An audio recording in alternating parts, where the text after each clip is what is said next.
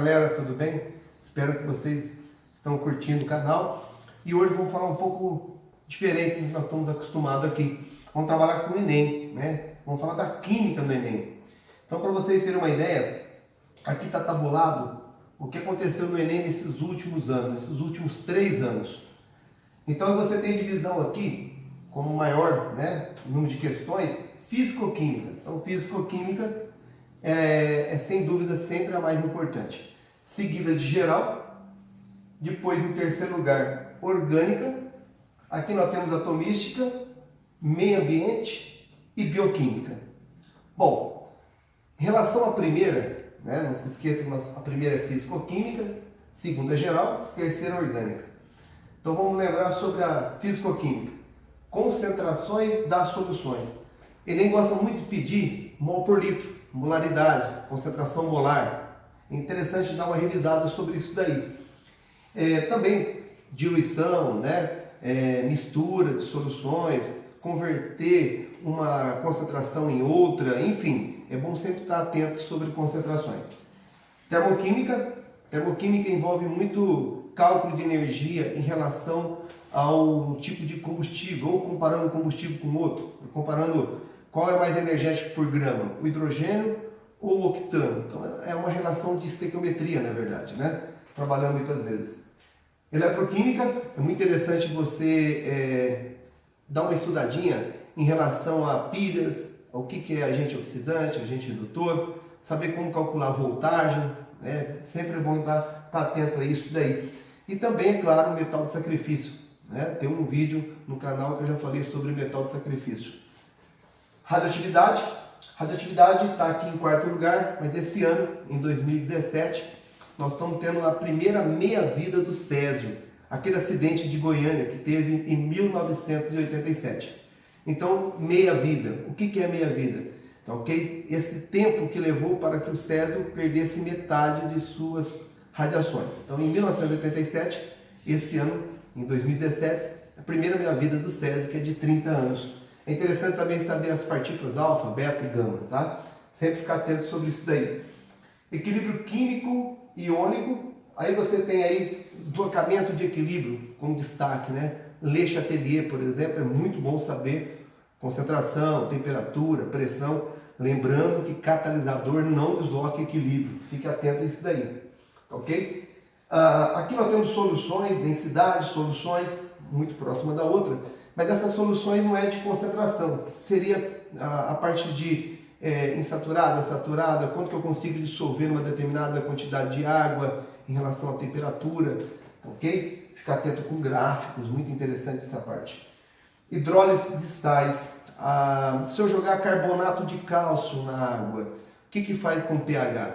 Né? Nós sabemos que a agricultura utiliza carbonato de cálcio, por quê? Correção de pH. Então esse sal carbonato de cálcio tem o que? A função básica. Interessante sempre estar atento a isso daí.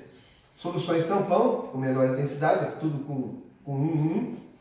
Tá? A solução tampão é aquela que impede mudança brusca de pH. É bom você dar uma revisada sobre isso. Tá ok? pH, mas pH, professor, não poderia estar em equilíbrio iônico? Claro, também. É que aqui teve uma questão específica de pH. Mas você poderia trabalhar com o equilíbrio iônico da água, que também seria interessante dentro desse contexto. Então, físico-química, essa divisão é muito interessante. Quem não lembrou de alguma coisa, tem tempo, está tempo ainda de fazer algumas revisões para ir bem nesse Enem, para detonar nesse Enem. Bom, a segunda naquela classificação é geral, a química geral. Sem dúvida nenhuma, cálculo estequiométrico. Sem dúvida, muito importante. Você não pode ir para o Enem sem conhecer cálculo estequiométrico. Fica atento a isso daí.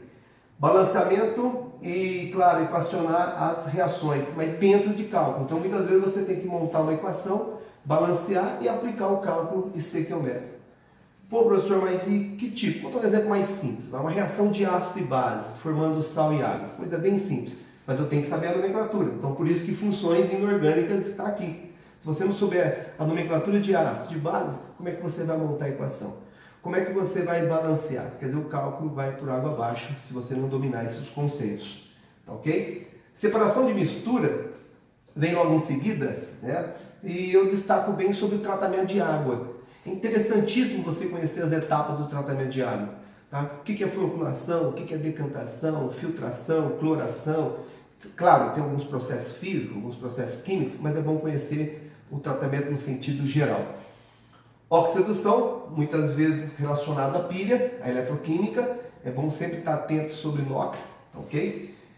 Mudança de estado também está dentro de, às vezes, separação de mistura ou qualquer coisa relacionada a isso daí, ok? Isso aqui são alguns indicadores que são de menor quantidade, mas lembrando algumas práticas de laboratório, classificação periódica, muito pouco, mas já chegou a cair também. Indicadores de ácido base e o que é transformações físicas e químicas.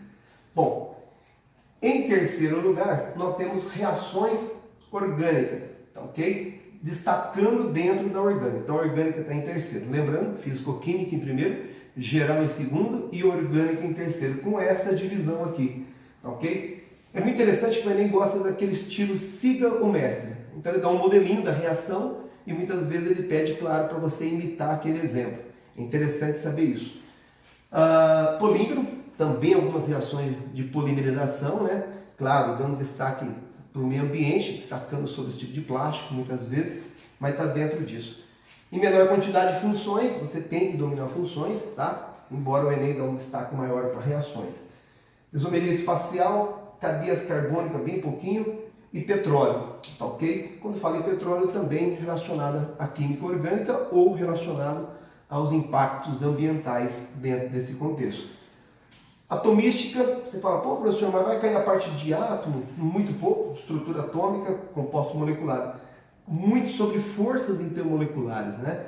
Então, o que é polar, apolar? Por exemplo, né? A água é polar. Então, você joga o óleo dissolve. O óleo fica em cima, ele é apolar. Então, esse tipo de questão, você percebe que realmente foi muito cobrado nesses últimos anos sobre polaridade, dentro de forças intermoleculares. Lembrando as propriedades também, você tem que saber que as forças interferem. Ponto de fusão, ponto de ebulição, essa associação é muito importante. Quando nós falamos de meio ambiente, tá? Lembra que o meio ambiente está lá embaixo, então não é muita coisa não, mas dentro de poluição. Poluição, chuva ácida, aquecimento global, tá ok? Você saber as consequências, a origem de tudo isso, inversão térmica, né? Enfraquecimento da camada de ozônio, que é o famoso buraco da camada de ozônio. Bom, enfim, aqui nós temos aí apenas para você ir bem nesse Enem. Eu apenas dei uma ideia, vocês agora têm um caminho para estudar. Eu desejo a você que está batalhando essa vaga, desejo muita sorte, sucesso, tá ok? Que esse Enem seja um grande sucesso para você. Um abraço para meus alunos, um abraço para quem está curtindo esse vídeo. Boa sorte, bom Enem!